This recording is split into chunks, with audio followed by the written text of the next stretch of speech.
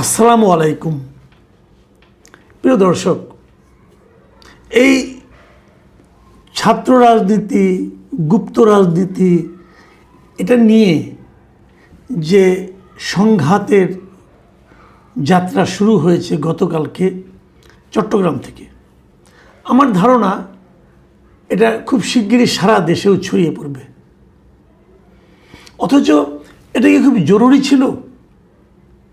কেন এই সংঘাতের জন্ম হচ্ছে, কেন এটা ছড়িয়ে পড়ছে, এটা কিন্তু আমি মনে করি আমাদের জন্য একটা গুরুত্বপূর্ণ বিষয়।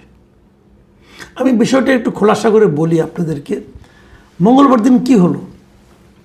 মঙ্গলবার দিন চট্টগ্রামের সিটি কলেজের ক্যাম্পাসে ওই গত জুলাই আন্দোলনের সময় যে বিভিন্ন রকম গ্রাফিতি লেখা হয়েছিল, বিভিন্ন রকম স্লোগান, বিভিন্ন রকম প্রত্যাশার কথা লেখা হয়েছিল, এবং আন্দোলনের শেষে যখন ছাত্রলীগ পালিয়ে গেল তখনও লেখা হয়েছিল।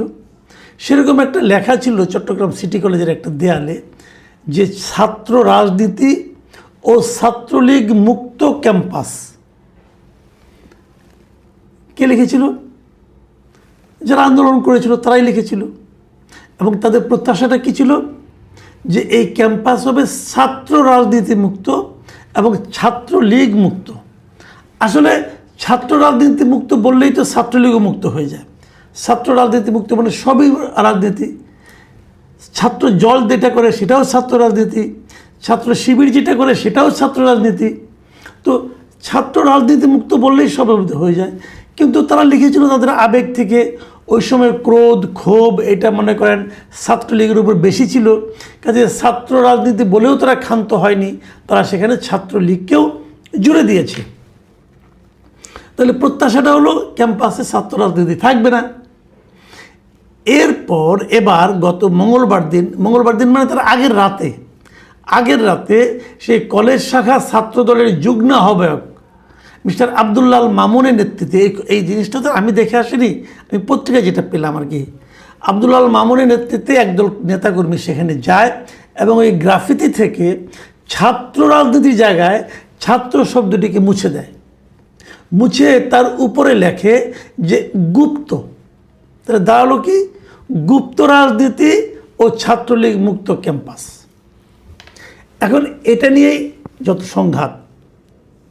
এরপর পরের দিন এটা নিয়ে ছাত্র দল এবং ছাত্র শিবির, এদের নেতাকর্মীরা পরস্পরের সঙ্গে সংঘাতে জড়ায় এবং সংঘাতে জড়ানোর পর তারা 2 দফা পরস্পরের উপর হামলা করে। সকালে একবেলা করে, বিকেলে আরেক বেলা করে। এবং এটা খুব ভয়ঙ্কর সন্ত্রাস হয়। এবং ইন্টারেস্টিং ব্যাপার হলো, আমি কোনো মিডিয়াতে পড়েই আমি কিন্তু আসলে জানতে পারলাম না যে আহত কারা কারা হয়েছে, কোন দলের কতজন হয়েছে, জানতে পারলাম না। কেবল এটুকু জেনেছি যে ছাত্র শিবিরের একজনের নাকি গোড়ালি কেটে ফেলা হয়েছে, গোড়ালি নাকি কাটা পড়েছে। আবার ছাত্র দলের একজনের নাকি মাথাও ফেটে গিয়েছে, কিন্তু কারোর নাম নাই। এবং এই পুরো মারামারির খণ্ড খণ্ড দৃশ্য আমরা বিভিন্ন ভিডিওতে দেখেছি, বিভিন্ন স্টিল ছবিতেও দেখেছি। একটা ছবিতে দেখেছি যে একটা ছবিতে আমি বেশ কয়েকটা ছবিতে দেখলাম যে ছাত্রদের হাতে বড় বড় ধারালো তলোয়ার, রামদা এ ধরনের তারা নিয়ে তারা মানে পরস্পরকে আক্রমণ করার জন্য খুঁজে বেড়াচ্ছেন। এখন এই যে পুরো মারামারিটা হয়, এই মারামারির সময় সেখানে কি পুলিশ ছিল না? ছিল। পুলিশ নির্বিকার অবস্থায় দর্শকের ভূমিকায় ছিল। এখন আমি যে কথাটা বলছিলাম যে এটা ছড়িয়ে পড়বে কিনা, হ্যাঁ, এটা ছড়িয়েও পড়ছে। এরই মধ্যে রাজশাহী বিশ্ববিদ্যালয়ে দেখলাম ওখানে যারা ছাত্র দলের লোক আছেন তারা বলতেছেন যে তারা নাকি গুপ্ত রাজনীতির বিরুদ্ধে অভিযান শুরু করেছেন। এবং ওরাও দেখলাম বিভিন্ন জায়গায় দেয়াল লিখন দিচ্ছেন যে গুপ্ত রাজনীতি বন্ধ করতে হবে। এখন আমার প্রশ্নটা হলো যে আপনারা ভেবে দেখুন একবার, আমার প্রশ্নটা আপনারাও ভাবুন একবার, যে গুপ্ত রাজনীতি ও ছাত্রলীগ, আচ্ছা গুপ্ত রাজনীতি কি প্রশংসনীয় কোনো কাজ? যদি কেউ ছাত্র রাজনীতি কেটে গুপ্ত রাজনীতি লিখে, তাহলে এতে কি কোনো একটা ছাত্র রাজনৈতিক দলের উদ্বিগ্ন হওয়ার অথবা দুঃখিত হওয়ার কোনো কারণ আছে? যতটুকু বুঝেছি ছাত্র শিবিরের লোকেরা তো খুব বিক্ষুব্ধ হয়েছে। কারণটা কি? তারা কি নিজেদেরকে গুপ্ত রাজনৈতিক দল মনে করে? তা তো নয়। একটা সময় ছিল যখন নাকি শেখ হাসিনা সরকার ছিল, তখন ছাত্রলীগের চেহারায়, ছাত্রলীগের মধ্যে, ছাত্রলীগের নাম নিয়ে ছাত্র শিবিরের ছেলেরা মেয়েরা রাজনীতি করত। এটা তাদের একটা কৌশলও হতে পারে, তাদের একটা কৌশলও হতে পারে। তারা এটা বললেই হয় যে এটা আমাদের কৌশল ছিল।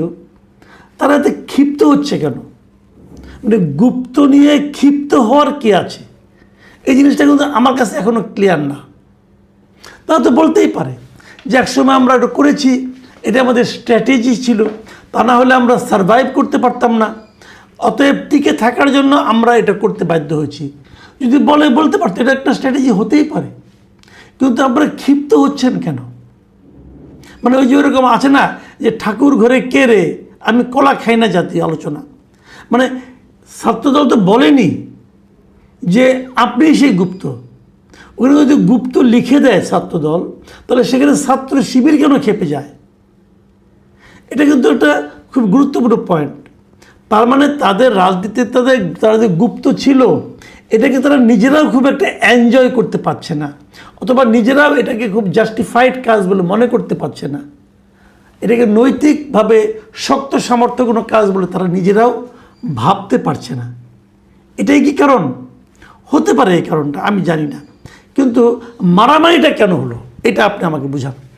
আজকে থেকে 2 বছর আগে যখন নাকি শেখ হাসিনা সরকার ছিল, তখন এই সিটি কলেজে ছাত্র দল এবং ছাত্র শিবির যারা আজকে প্রবল প্রতাপের সঙ্গে মারামারি করছে, তারা কোথায় ছিল? তারা লুকায়িত অবস্থায় ছিল। কেন?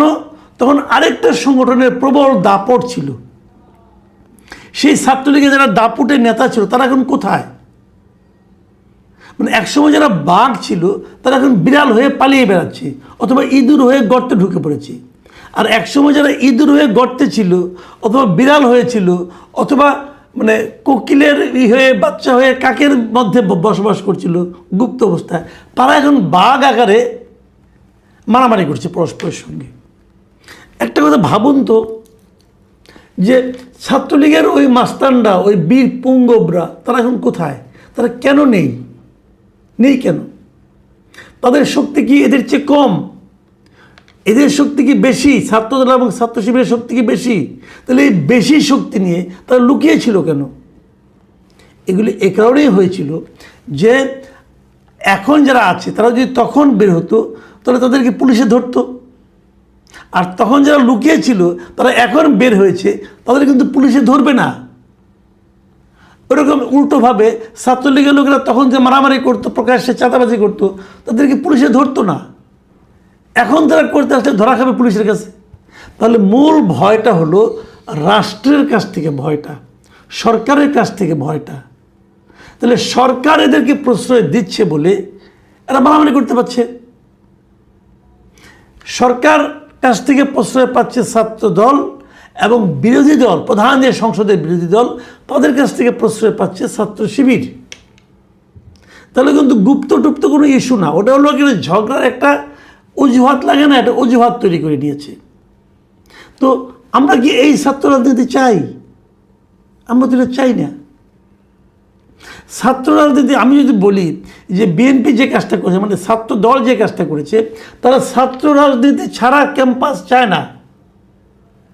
আগে ছিল ছাত্র রাজনীতি, তো ওটা যদি থাকতো তাহলে তো এই ক্যাম্পাসে শিবিরও রাজনীতি করতে পারে না, ছাত্র দলও রাজনীতি করতে পারে না।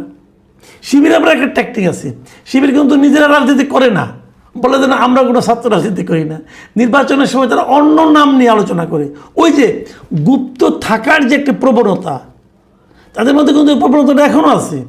আপনি ঢাকা বিশ্ববিদ্যালয় দেখেন, অথবা অন্যান্য চট্টগ্রাম বিশ্ববিদ্যালয় দেখেন, অথবা রাজশাহী বিশ্ববিদ্যালয় দেখেন, যেগুলোতে ছাত্র সংসদ ইলেকশন হয়েছে, কোথাও কিন্তু শিবির তার নিজের ব্যানারে রাজনীতি করে নাই, তার নিজের ব্যানারে ইলেকশনও করে নাই। আগের থেকে ছিল ছাত্রলীগের ব্যানারে, তারপর রাজনীতি করেছে অন্য একটা সংগঠনের ব্যানারে, এবং নির্বাচনও করেছে ওই সংগঠনের ব্যানারে। এবং তারা ছাত্র দলকেও হলগুলিতে কমিটি করতে দেয়নি, বলেছে যে না ছাত্র রাজনীতি বন্ধ। তারা কি আসলে ছাত্র রাজনীতি বন্ধ এই কথাটাকে বিশ্বাস করে না, বরঞ্চ তারা ছাত্র রাজনীতি করে গুপ্তভাবে করে। তাহলে এইটা দেখে ছাত্র দল যদি